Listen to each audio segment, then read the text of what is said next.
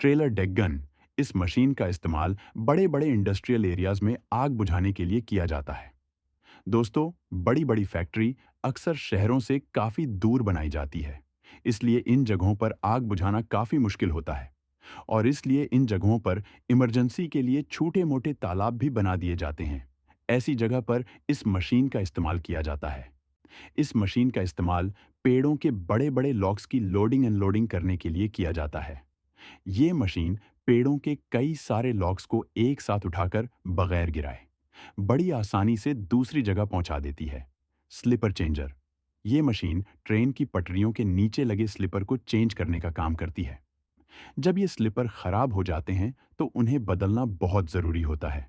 इस मशीन में to type के अटैचमेंट लगे होता है, जिसकी मदद से पहले तो ये मशीन इन छोटे छोटे पत्थरों को हटाकर पुराने स्लिपर को बाहर निकाल लेती है और फिर एक नया स्लिपर लगा देती है, जिसके बाद एक वर्कर जल्दी से स्लिपर को टाइट कर देता है, जिसके बाद ये मशीन उन छोटे छोटे पत्थरों को वापस बिछा देती है।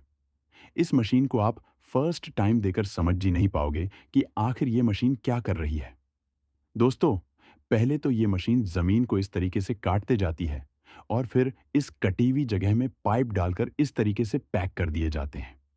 इन पाइप का एक किनारा फसलों की तरफ और दूसरा किनारा बनाई गई सूखी नहर की तरफ होता है।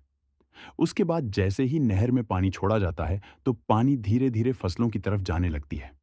ऑक्सबो कटर इस मशीन का इस्तेमाल बड़े बड़े घास के मैदान या खेतों में उगने वाले अनवांटेड घास को हटाने के लिए किया जाता है। इस मशीन के आगे रोटेटिंग ब्लेड्स लगे होते हैं, जिसकी वजह से मशीन बड़े बड़े घास के मैदानों को आसानी से क्लीन कर देती है। ये मशीन घास को काटते हुए एक लाइन में जमा करते जाती है। ट्रेन का इस्तेमाल किया जाता है।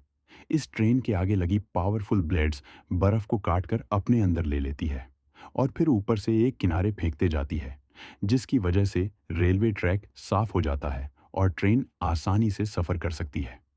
हाइड्रोलिक पेलर कार पुरानी हो जाने के बाद जब इस्तेमाल के काबिल नहीं रहती तो इन कारों को स्क्रैप करके रिसाइकिल किया जाता है। इसी काम के लिए इस हाइड्रोलिक मशीन का इस्तेमाल किया जाता है। मार्बल को निकालने के लिए काफ़ी बड़ी बड़ी और पावरफुल मशीनों को इस्तेमाल किया जाता है।